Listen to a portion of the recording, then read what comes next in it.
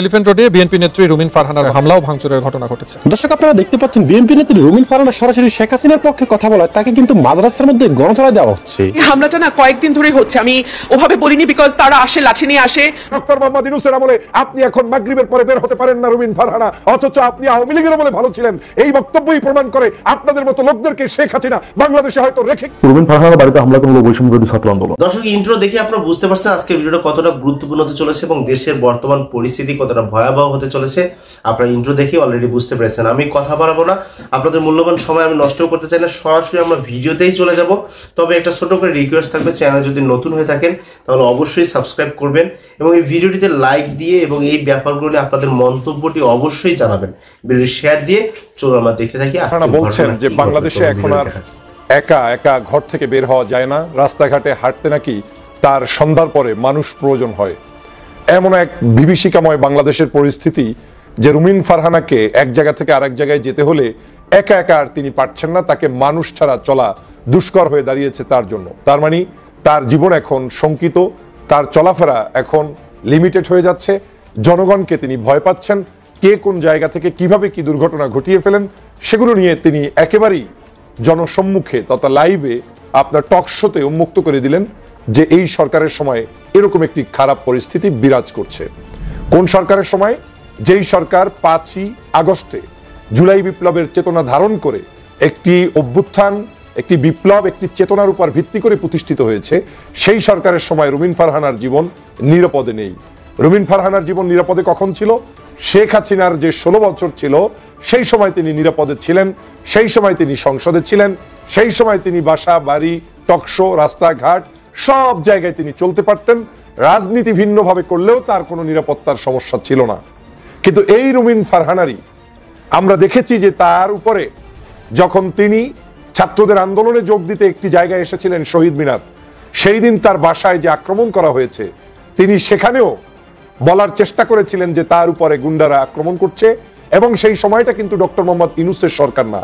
তিনি বলছেন এগুলো আওয়ামী লীগ কিংবা ওদেরই, আবার পরক্ষণে বলছেন যে এদের দলীয় পরিচয় নাই, এরা আওয়ামী লীগও না। তার মানে ওই সময় তার বক্তব্যে একটু আওয়ামী প্রীতি ভাবটা দেখা গিয়েছে। মানে যারা তার উপরে আক্রমণ করতে এসেছে আওয়ামী লীগের সময়ও তারা মূলত দলের কেউ হইতে পারে না, দল হইলে তো এরকম আক্রমণ করতে পারে না। তো তিনি জানেন না যে আওয়ামী লীগ মানেই সন্ত্রাস, আওয়ামী লীগ মানেই চাঁদাবাজ, আওয়ামী লীগ মানেই দুষ্ট, আওয়ামী লীগ মানেই একটি গন্ডর, এটা তিনি জানেন না। যাই হোক, তিনি তো সেই দিন বলেছিলেন যে আমার উপরে আক্রমণ করা হচ্ছে, আমার মা অসুস্থ, আমার মাকে হসপিটালে নিব, এই সময় দরজা জানলা ভেঙে দিচ্ছে, কাজ ভেঙে দিচ্ছে। এটা তো নতুন কিছু নয়। তাহলে সেই সময়টা ডক্টর মোহাম্মদ ইউনূসের সময় তো ছিল না, সেই সময়টা ছিল শেখ হাসিনার সময়। সেই সময় আপনি নিরাপদ বোধ করেন নাই ঘরের মধ্যে, আপনি তখন হাঁটতে পারতেন না। আপনার বক্তব্য অনুযায়ী যে আপনার বাসার সামনে নিরাপদ ছিলেন না, ঘরের মধ্যে দরজা জানলা ভেঙে ফেলছে। আর আজকে আপনি টিভিতে যাচ্ছেন, টক শো করছেন, রাস্তাঘাটে হাঁটছেন, সভা সমাবেশ করছেন, আপনি এখন বলছেন যে আপনি নিরাপত্তা বোধ করেন না। আসলে আপনি কি বোধ করতে চান আপনি বলেন? বাংলাদেশের জনগণকে কিভাবে আপনি বুঝাতে চান যে এই সরকার কোনো ভালো সরকার নয়? এটা কি উদ্দেশ্যটা কি?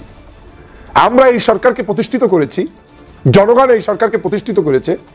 আর যাই হোক, অন্তত পক্ষে শেখ হাসিনার 16 বছরের জুলুম নির্যাতন থেকে বেঁচে থাকার জন্য আপনি শেখ হাসিনার 16 বছরের অত্যাচার, জুলুম, নির্যাতন, অর্থ সম্পদ লোপাট, দেশটাকে ধ্বংস করে দেয়া, এই সব কিছুর একেবারে ভালো রেজাল্ট আপনি 6 মাসের মধ্যে চাচ্ছেন। 6 মাসে এমন কি হয়েছে আমাকে বলেন? কোনো ব্যক্তি কোনোভাবে রাজনীতি করতে পারতো না। 3টি ইলেকশন, সবগুলো অবৈধ ইলেকশন ছিল এবং কোনো ইলেকশনেই বাংলাদেশের আর কোনো রাজনীতিবিদদেরকে সুস্থভাবে কোনো কিছু করতে দেয় নাই, এক্সেপ্ট রুমিন ফারহানাকে, যেখানে কোটাভিত্তিক মহিলা এমপি বানানো হয়েছে বিএনপির পক্ষ থেকে। যে 5-6 জন এমপি ছিলেন তাদের উপর নির্ভর করে একটা পেয়েছিলেন রুমিন ফারহানা এমপি। অনেক বিতর্ক আছে সেই সময়ের সংসদ সদস্য যারা যারা যুক্ত হয়েছেন, ওই 5 জনের প্রত্যেকেই প্রায় বিতর্কিত। একজন উকিল আব্দুস সত্তার এই রুমিন ফারহানার আসনের লোক।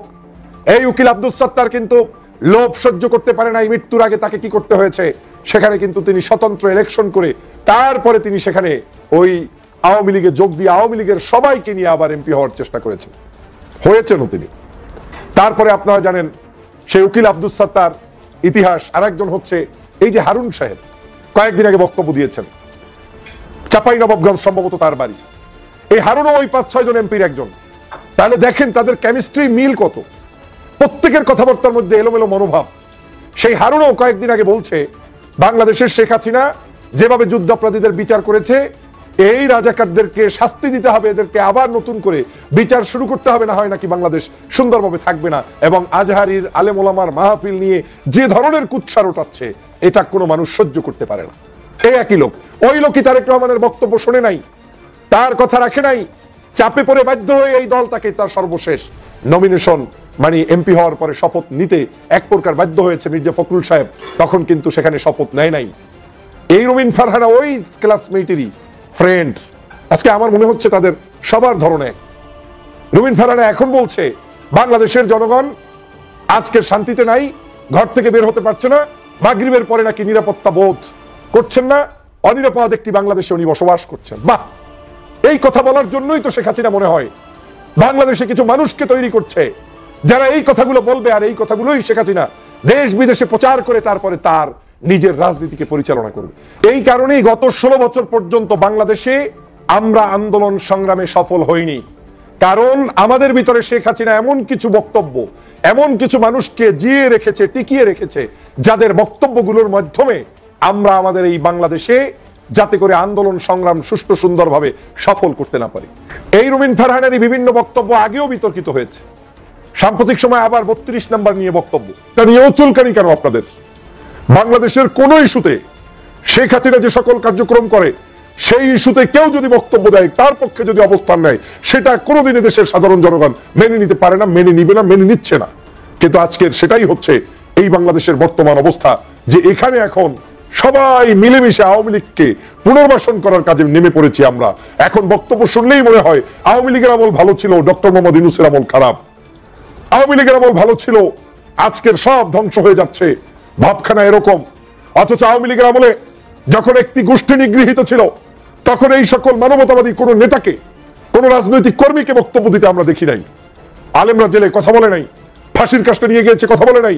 আর আপনি এখন সন্ধ্যার সময় বের হইতে পারতেছেন না, নিজে নিজে ইচ্ছা করে বলছেন। তার মানে আপনি যে আপনার নিরাপত্তা যদি আপনি নিশ্চিত করতে না পারেন, আপনি যদি না জানেন যে বাংলাদেশের মানুষ আপনাকে কোন কথা, কোন বক্তব্য পছন্দ করে, আপনার রাজনীতি কি হওয়া উচিত, আপনি যদি শেখ হাসিনার দালালি করেন, তাহলে তো বাংলাদেশে আপনার নিরাপত্তা এমনিও থাকবে না। সেটা যে দল করেন, কোন দল করলে লাভ হবে না। যদি হাসিনা প্রীতি কেউ দেখায়, তাকে তো কেউ জনপদ দিয়ে কেউ নিরাপত্তা দিবে না। এখন যদি আমার প্রশ্ন থাকে আপনার প্রতি, তার মানে ব্যারিস্টার রুমিন ফারহানা, আপনি কি এই হাসিনার কাছের কেউ হয়েছেন যে কারণে নিরাপত্তাহীনতায় ভুগছেন? আপনি কি শেখ হাসিনার আপন কেউ যে কারণে নিরাপত্তায় ভুগছেন?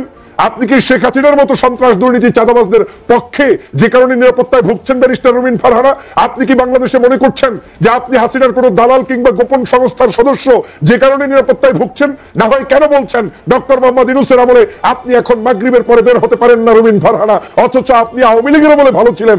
এই বক্তব্যই প্রমাণ করে আপনাদের মতো লোকদেরকে শেখ হাসিনা বাংলাদেশে হয়তো রেখে গিয়েছে, আবার বাংলাদেশে নতুন করে আওয়ামী লীগ ফেরত আসার জন্য। এর চাইতে আর কিছু নয় রুমিন ফারহানা। আমি এর মাধ্যমে বলতে চাই, বাংলাদেশের প্রত্যেকটি জায়গায় এখনো শেখ হাসিনার গুপ্তচররা বিভিন্ন নামে বেনামে হয়তো বিভিন্ন সংগঠনের মধ্যে লুকায়িত আছে। না হয় এই ধরনের বক্তব্য কোনোদিন হতে পারে না। 5ই আগস্টের এই সরকার হচ্ছে আমাদের সরকার। আওয়ামী লীগ একটি হত্যাকারী, গুমকারী, নির্যাতনকারী সরকার ছিল, জনগণের উপরে একেবারে চরম মাত্রার একেবারে আধিপত্য বিস্তারকারী সরকার ছিল। ওই সরকারকে হটিয়ে আমরা যেই সরকার বসিয়েছি, সেই সরকারকে যেই নেত্রীর পছন্দ হয় না, নিশ্চয়ই ওই নেত্রী শেখ হাসিনার ব্যক্তিগত কারণে, তার কোন একজন বিশেষ ব্যক্তি ছাড়া আর কিছু নয়। অতএব প্রিয় বন্ধুরা আমার, এই দেশকে রক্ষা করতে হলে দলমত চিনি না, আওয়ামী বিরোধী এই সংগ্রাম আমাদের অব্যাহত রাখতে হবে। হাসিনার দোসরদের বিরুদ্ধে আমাদের লড়াই অব্যাহত রাখতে হবে। আওয়ামী লীগের সকল ষড়যন্ত্র সম্পর্কে আমাদেরকে সজাগ থাকতে হবে। আমাদের আগামীর বাংলাদেশ বিনির্মাণ করতে হবে ন্যায়, ইনসাফ এবং এই যে অসৎ চিন্তা, আধিপত্যবাদের পক্ষে, আওয়ামী লীগের পক্ষে যে সকল দালাল, তাদের মুখোন্মোচন করে আগামীর রাজনীতি প্রতিষ্ঠা করতে হবে। রুমিন ফারহানার বাড়িতে হামলা করলো বৈষম্য বিরোধী ছাত্র আন্দোলন, কি মনে করছেন এটা বৈষম্য বিরোধী ছাত্র আন্দোলন ওরা দিছে? না, এটা বৈষম্য বিরোধী ছাত্র আন্দোলনের কেউ দেয় নাই, এটা দিয়েছে আওয়ামী লীগের গুন্ডা বাহিনী। এই যে আমাদের আপা বলছে না যে সে আগে নিরাপদ ছিল, এখন নিরাপদ না। আগে যদি নিরাপদ থাকবে তাহলে তার বাড়িতে কেন হামলা করতে গেছিল ছাত্রলীগের পোলাপান? তাকে তো রাস্তায় নামতে হয় নাই, তার বাড়িতে হামলা করতে গেছিল, তাকে অকথ্য ভাষায় গালিগালাজ করছিল।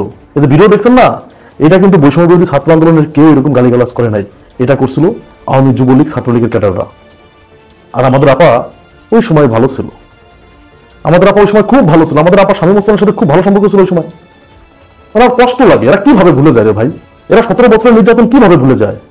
আমি তো মিলাইতে পারি না, আসলে কি এরা মানুষ না অন্য গ্রহের কিছু? সত্যি বলতেছে, আমি মিলাইতে পারি না।